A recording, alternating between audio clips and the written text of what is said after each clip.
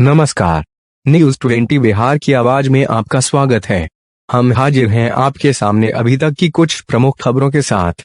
इस वक्त की सबसे बड़ी खबर बिहार के समस्तीपुर जिला से आ रही है, जहां विद्यार्थीनगर थाना क्षेत्र के बाजिदपुर बाजार में रविवार 18 अप्रैल 2021 की रात्रि में आयोजित वैवाहिक वर्षगांठ के कार्यक्रम में नौकरानी का काम करने गई एक महिला के साथ जेवर चोरी के आरोप में की गई मारपीट इतना भयावह रूप ले लेगा, किसी को भी अंदाजा नहीं था। महिला के ग्रामीणों को जैसे ही पता चला कि उनके गांव की महिला देवकी देवी के साथ मारपीट की गई है, संपूर्ण गांव के लोग आक्रोशित हो गए और मारपीट करने वाले के घर पर हमला बोल दिया और जमकर बवाल मचाया। देखते ही देखते छोटी सी दिखने वाली यह झड़प खूनी संघर्ष में तब्दील हो गया। सोमवार 19 अप्रैल 2021 की अहले सुबह से ही दोनों गांव के लोग एक दूसरे के खून के प्यासे हो चुके थे। घटना की जानकारी मिलते ही विद्यार्थीनगर पुलिस झड़प वाली स्थान पर पहुंचकर आक्रोशित लोगों को समझाना चाहा, लेकिन आक्रोशित लोग कुछ भी समझने को तैयार नहीं थे। अंततः पुलिस ने अतिरिक्त पुलिस बल को झड़प वाले स्थान पर बुलाया, तब जाकर मामला कुछ शांत पड़ा। मामले की गंभीरता को देखते हुए एसडीपीओ दल सिंह सराय दिनेश कुमार पांडे स्वयं घटना स्थल पर पहुंच मामले की बारीकी से जांच में जुट गए हैं। घटना के संबंध में जो जानकारी निकलकर सामने आई है, उसके अनुसार विद्यार्थीनगर थाना क्षेत्र के बाजिदपुर बाजार निवासी मिथिलेश चौधरी के घर किसी के शादी की वर्षगांठ का आयोजन किया गया था, जिस आयोजन में घर के कामकाज में हाथ बंटाने के लिए बेगूसराय जिला के बछवाड़ा थाना अंतर्गत चमथा बड़खूट गांव निवासी गोविंद पासवान की 28 वर्षीय पत्नी देवकी देवी को अपने घर ले गया, जहां से सारा काम निबटा कर देवकी देवी अपने घर चली गई। पुनः रविवार की रात में ही करीब 12 बजे मिथिलेश चौधरी के परिजन चमथा बड़खूट गांव स्थित महिला के घर से महिला, उसके पति गोविंद पासवान तथा उसके एक भतीजे को जबरदस्ती उठाकर अपने घर ले गए और चोरी गई जेवरात की मांग करने लगे।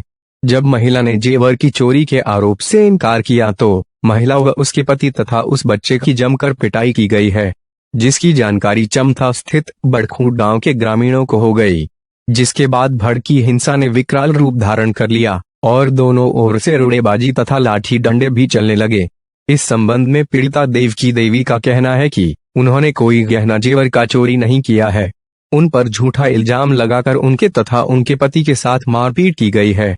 वहीं मिथिलेश चौधरी का कहना है कि महिला द्वारा उनके घर में आए सभी मेहमानों की उपस्थिति में उनके घर से करीब 5 लाख रुपए मूल्य के जेवर की चोरी कर ली गई है, जिससे संबंधित पूछताछ के लिए महिला को 12 बजे रात में उसके घर से बुलाकर अपने घर लाए थे, लेकिन उस महिला के साथ किसी ने भी मारपीट की घटना को अंजाम नहीं दिया है। दोनों पक्षों के बयान को सुनने से तो इतना जरूर स्पष्ट होता है कि दोनों के दोनों झूठ बोल रहे हैं। महिला के साथ असल में घटना क्या हुई है, उस घटना को महिला भी छुपा रही है।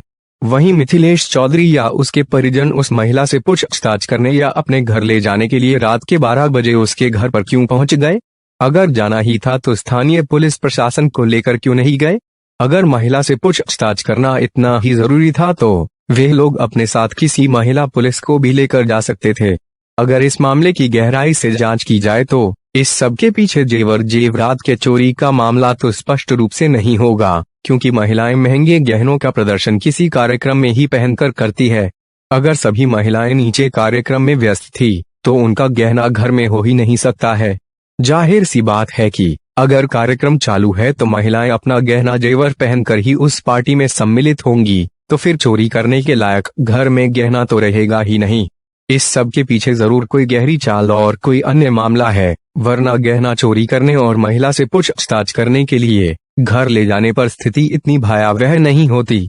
यहाँ पर यह भी सोचने वाली बात है कि घर में हो रही इतनी बड़ी पार्टी को संभालने के लिए क्या एक महिला काफी थी, जो मिथिलेश चौधरी उसे 2 दिन के लिए नौकरानी बनाकर अपने घर पर ले गया थे? जिस प्रकार दोनों पक्ष के लोग एक दूसरे को मारने मरने पर उतारू दिख रहे थे, उससे इतना तो स्पष्ट है कि यह मामला गहना जेवर चोरी का नहीं, यह मामला कुछ और है, जिसे देवकी देवी भी शायद छुपा रही है। और कहीं ऐसा तो नहीं है कि मिथिलेश चौधरी भी उस घटना को दबाने के लिए महिला पर चोरी का आरोप लगा रहे हैं?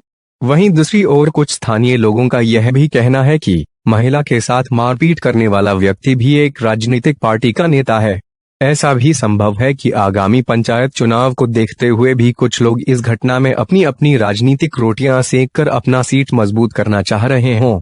अगर देखा जाए तो इस घटना में सबसे ज्यादा नुकसान स्थानीय बाजार के दुकानदारों का हुआ है, वो भी खासकर उन दुकानदारों का जिसकी दुकान फुटपाथ पर होती है।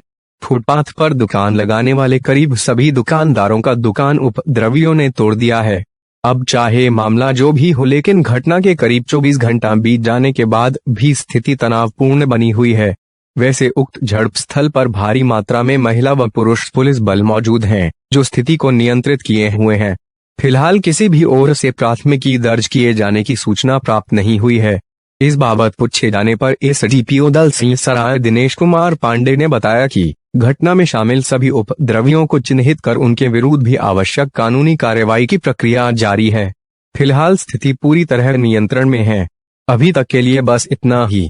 कुछ देर बाद हम फिर हाजिर होते हैं कुछ अन्य खबरों के साथ। तब तक बने रहिए न्यूज़ 20 बिहार की आवाज के साथ। नमस्कार।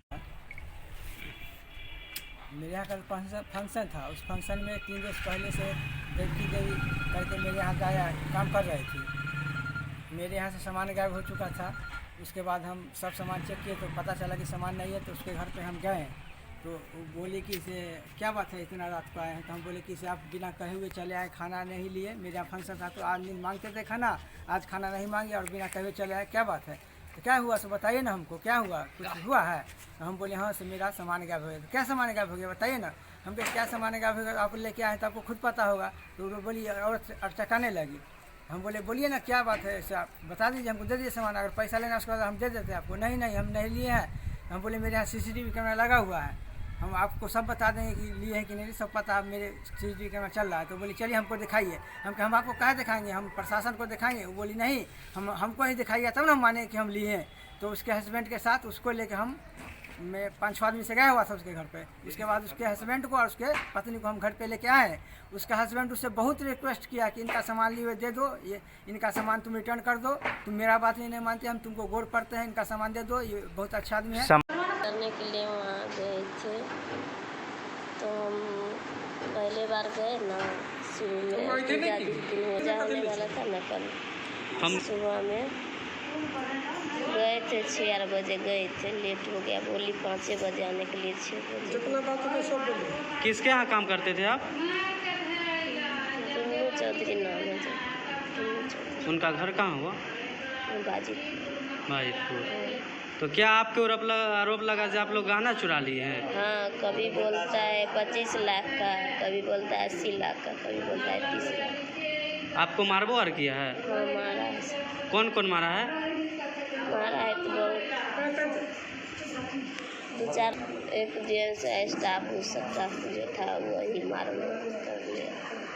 तो आप उसके यहाँ कब गए थे? कल गए थे? हाँ कल ही ये सब काम हुआ। कल ही हुआ है।